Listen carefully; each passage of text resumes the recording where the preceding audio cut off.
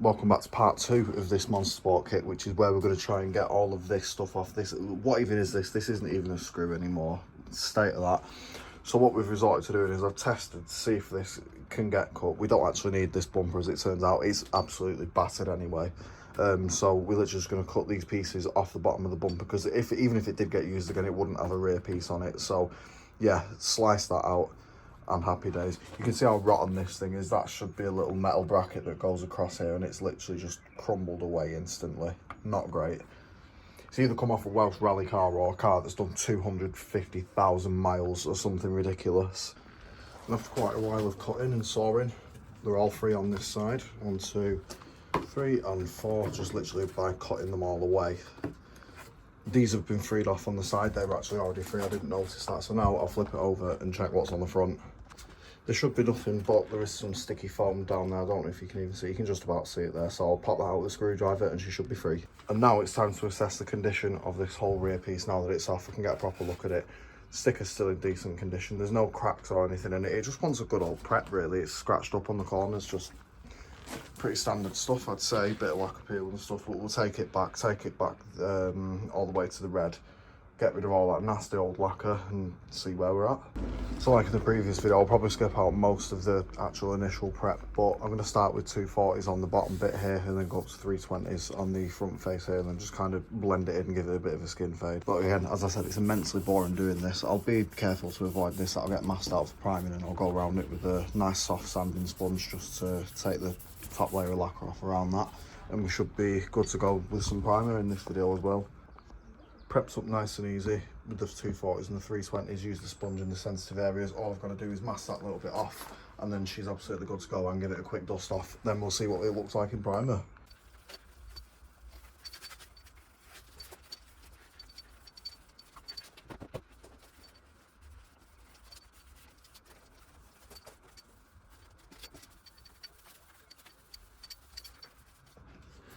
Mask out the little sign, and then she's good for a prime.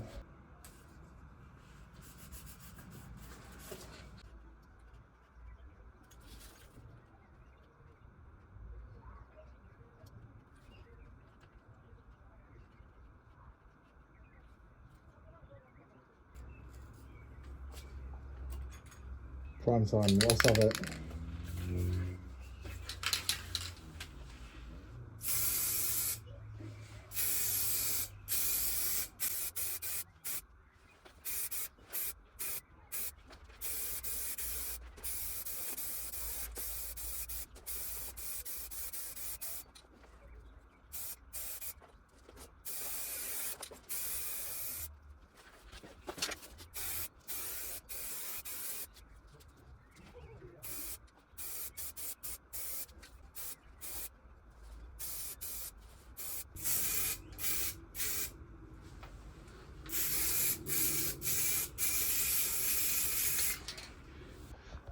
This looks very, very excellent indeed. There's only one discrepancy in the whole thing, and it's just a tiny little crack there that I didn't notice. Oh, come on, camera, focus. Hang on a second. There we go. Yeah, you get the picture, so that's probably going to want a smidge of filler. So yeah, this will be going black in this video as well, and then the lacquer for the pair of them in the next video and installation too. And just like that, it is disappeared. Let's let this primer dry and the filler underneath it do its thing, and then let's get mixing some paint and get it painted today as well. First coat of the black now on this.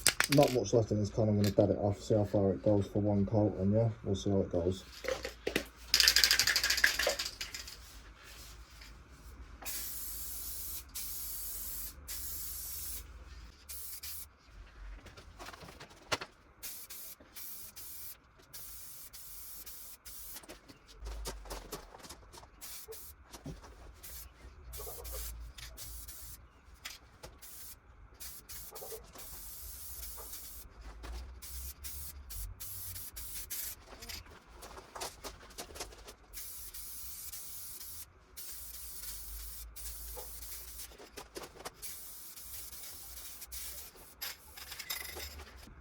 Here we go.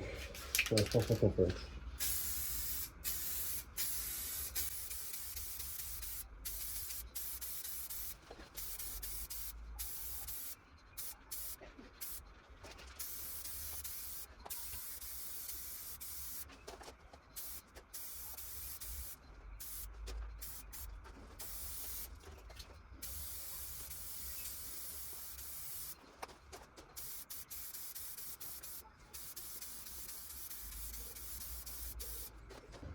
Now I'm going to hit this with some 400s on the black disc style, just because of all the stuff that's landed in it here, just random bits of rubbish that's landed in. So it's dry enough, can't leave a fingerprint in it, so that's good enough for me.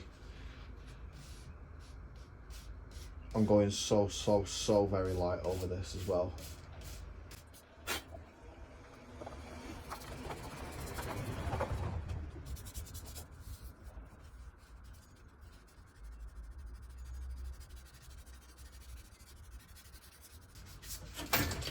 Oh, nearly.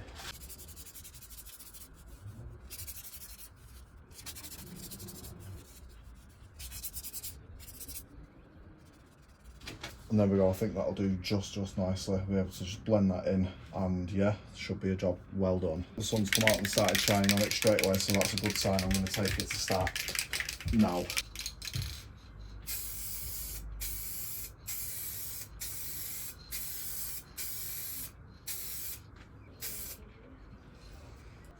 And I think that'll do nicely because the sun is baking hot today.